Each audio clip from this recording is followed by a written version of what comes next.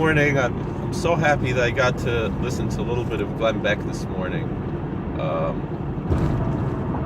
Didn't get to hear too much, but I got to listen to a little bit, and it's quite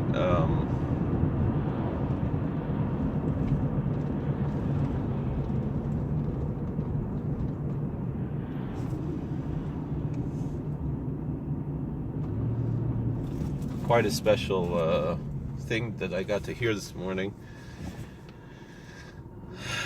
One thing that was quite frightening that he said is that, he hopes it's not going to happen, but we should be prepared that it's possible that by December we could be embroiled either in a civil war or a global war. And he said that within the next 5 years we won't recognize what the world looks like today. From today to what it's going to be.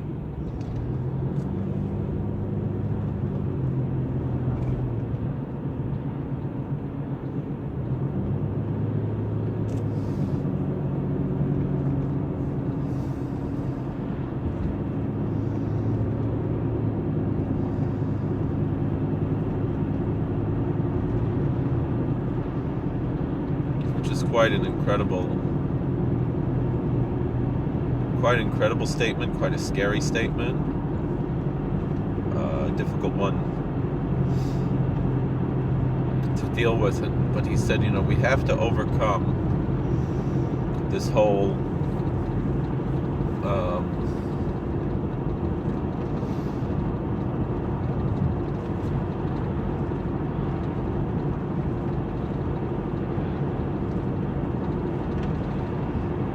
all the racism that we're facing in America.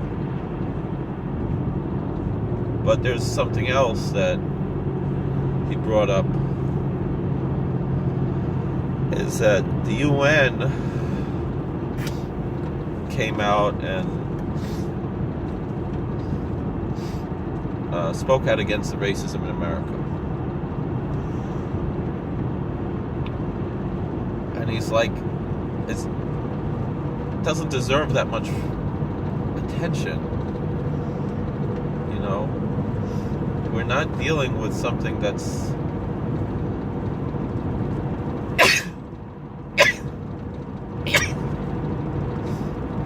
it's really that bad in America that the UN has to condemn and this and that, because particularly from these white nationalist groups, they call fit in a phone booth. Someone, a friend of mine on Facebook, someone who I know personally, I've known for years,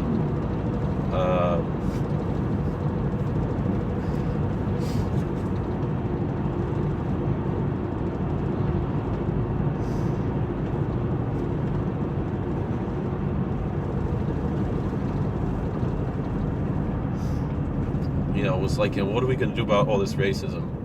This person used to live in New York. They're from New York and they live in the South now. I was like, you live in the South. Do you know any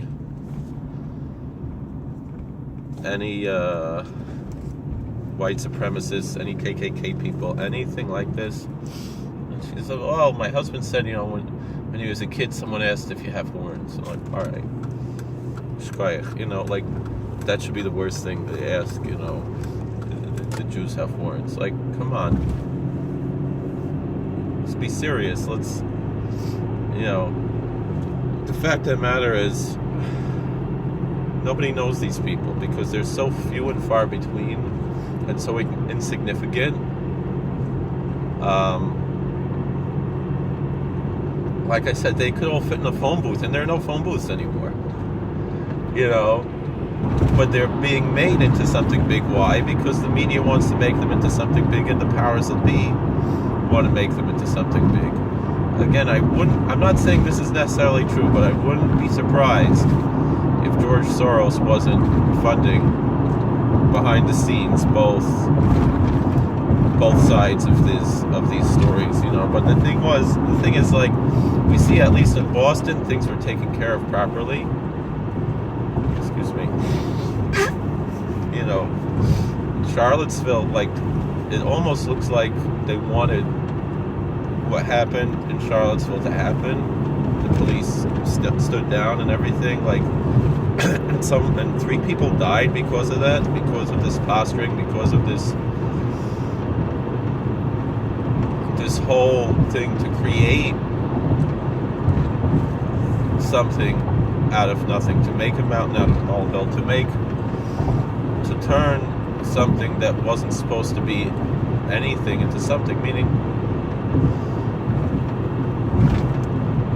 who told you to show up there?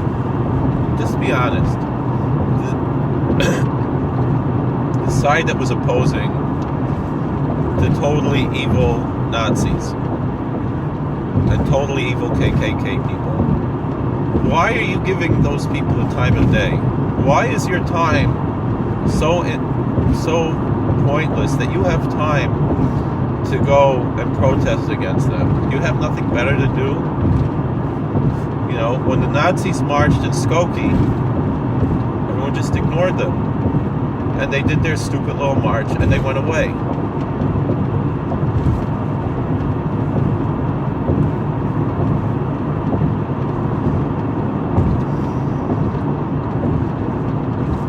And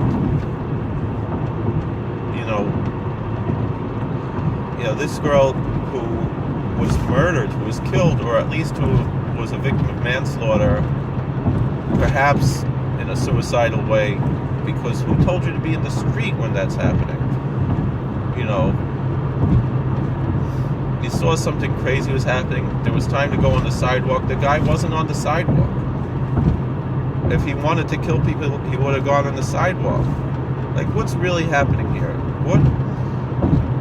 We don't know. Don't take things at face value. I mean, definitely 3 people died. That's no question. Maybe, but there's so many things that are going on here, and yet we're making mountains out of molehills. Meaning, these people don't deserve. Don't give them the satisfaction. If you really hate these Nazis, don't give them the satisfaction of protesting against them. What are you solving? What are those people doing? Meaning, if you're going to go out and protest something, you're going to go out and spend your time to go to a protest. You should have some goal in mind. You should have and the people you're protesting against should be posing a clear and present danger. Now, as much as we hate the Nazis and the KKK people, they're insignificant nobodies. First of all, they're losers. And they're not hurting anybody. By going out and marching, they're not hurting anybody. They're just showing everybody what idiots they are. But when you go out and protest against them, well, then you're giving them credence. There are so many other horrible things going on in the world. There's a genocide going on against Christians in the Middle East. The Coptic Christians in all of these Muslim majority countries are disappearing. Where are the protests about that? Instead, meaning, if you want to fight evil, fight the people who are actually killing people instead of a bunch of poser idiot doofuses who are, doing their stupid cosplay and,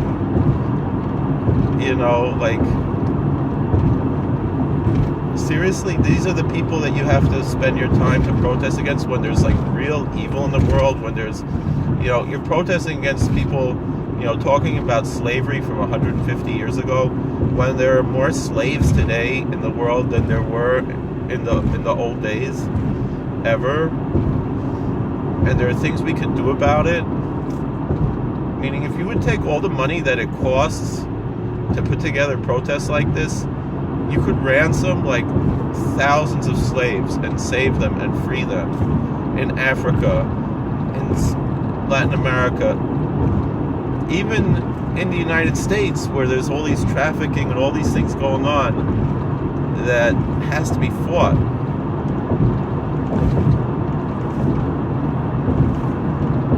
And nobody's doing anything about that stuff. Glenn Beck is. But who else is doing anything, I mean, I can talk, whatever, but, like, I'm not getting up and going to protests. I pick my battles very much. I don't go to every protest, even protests that my community engages in.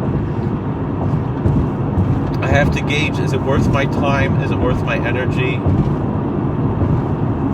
Even if I believe in a cause, I'm not going to get up and waste time that I could be working or spending time with my family or whatever and going to a protest even a protest that I believe in, And the only answer to why these protests exist, because it costs money to put these things together and so forth, is somebody has to be funding it.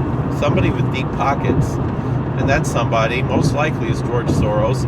And it's most likely he's the one who's funding both sides. Because he's just trying to make money by destroying America like he destroyed many other countries.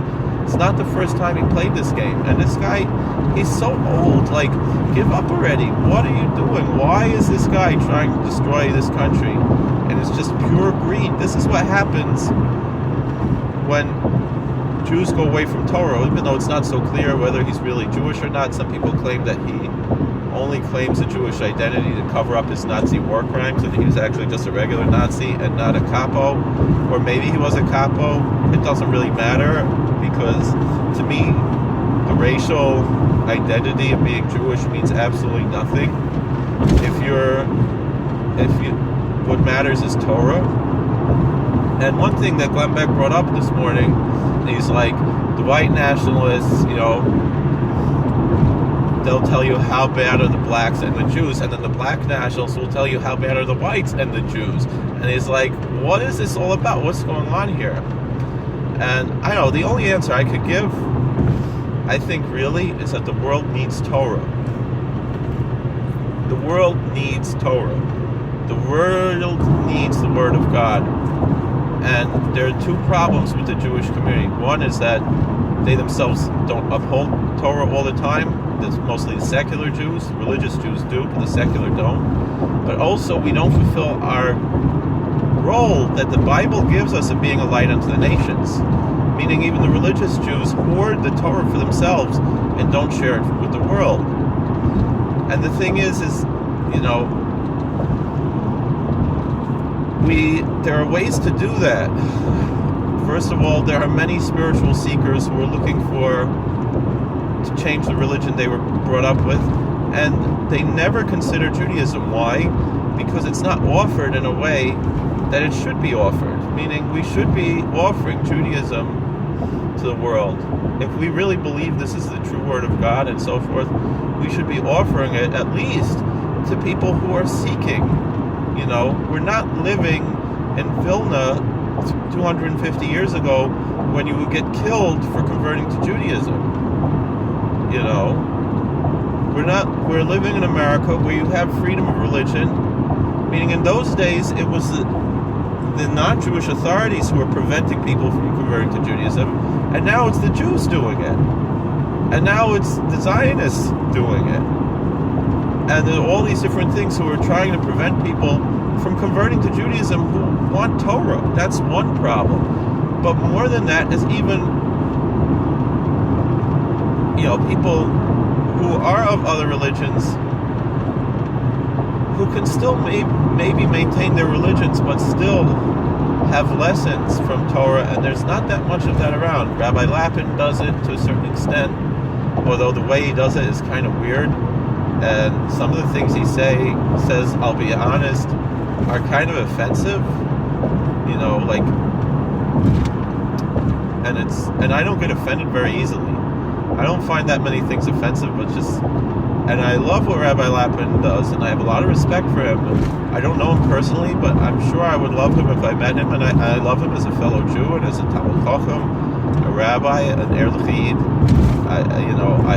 I have the mitzvah of Ahavas Yisrael toward him, of V'ahavta L'reacha Kamocha, but there's something weird there. I don't know. And not to put him down, I just would I don't know, his way is not my way, but again, I can respect that different people have different approaches. That's fine. Alright, but still,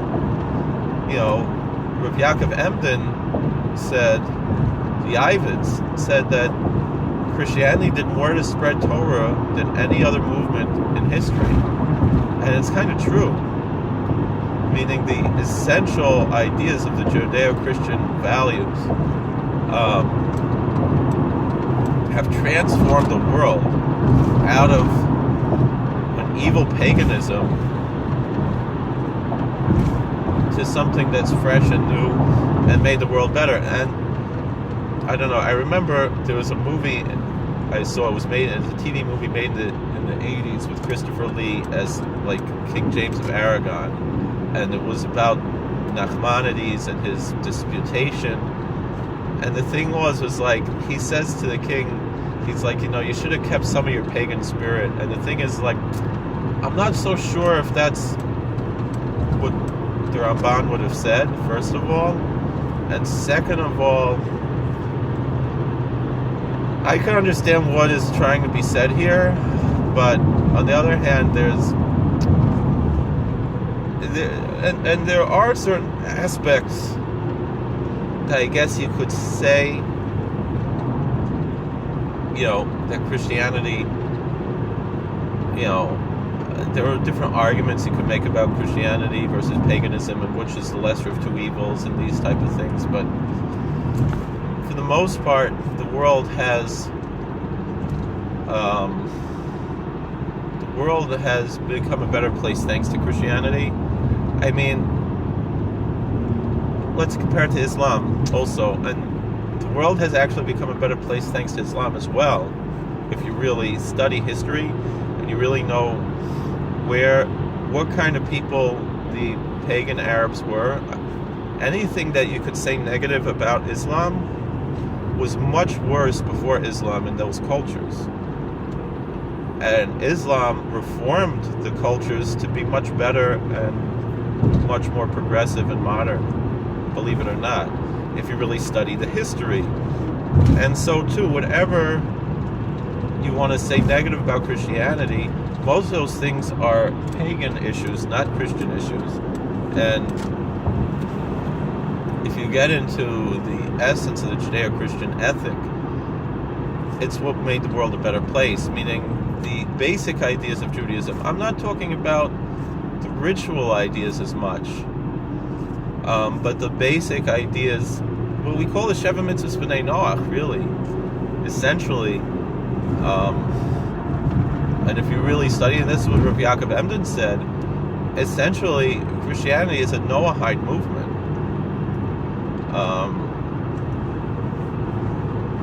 And really, we should consider all Gentile Christians to be B'nai Noach.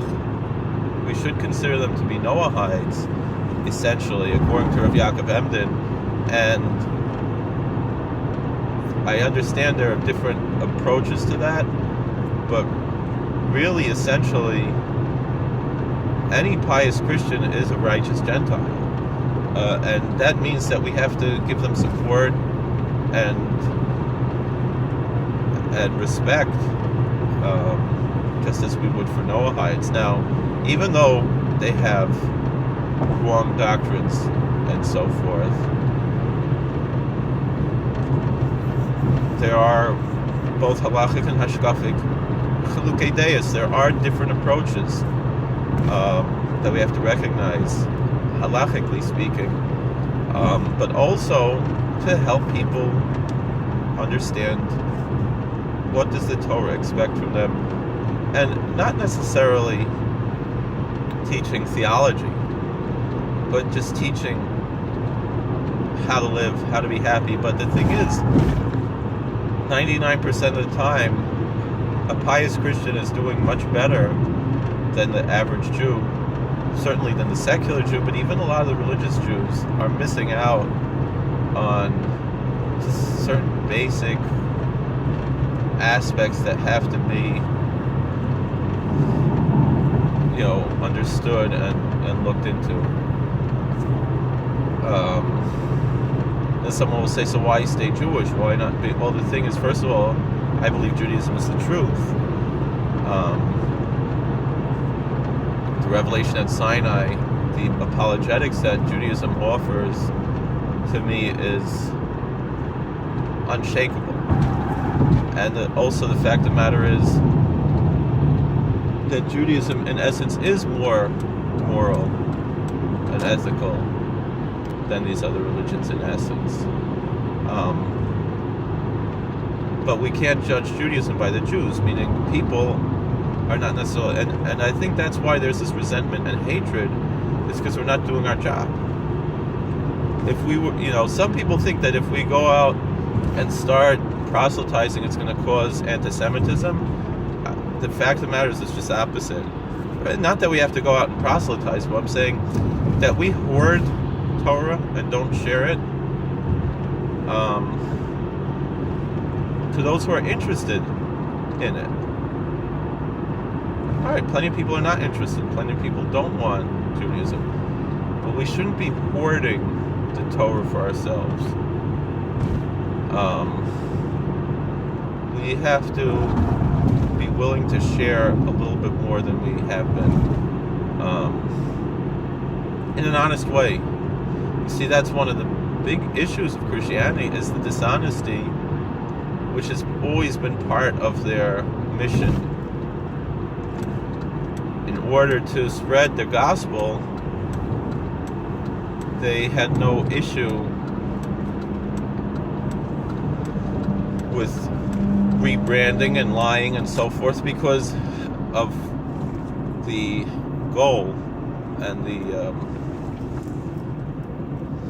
the means justify the goal. I mean, the goal justifies the means. The end justifies the means in Christianity. That's essential to Pauline doctrine, where he says, be all things to all people. Meaning, and essentially that's true in Islam as well. And although that does also come from a certain extent from Torah, but that's because that's more not so much to try to convince other people of Torah as it is to preserve Torah.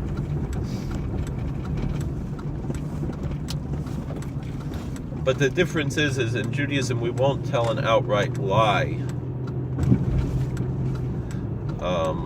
in order to either spread Torah or preserve Torah. Ideally, there are people who might do it, but you're not allowed to do that, and it's wrong. But there are very few people who do it. Most often,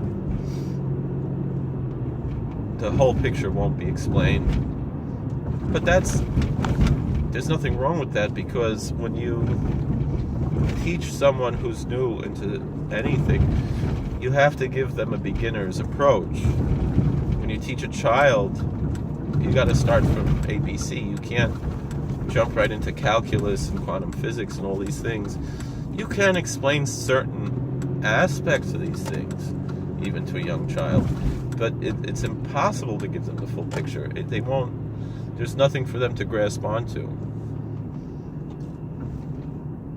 All right, I'm at work already.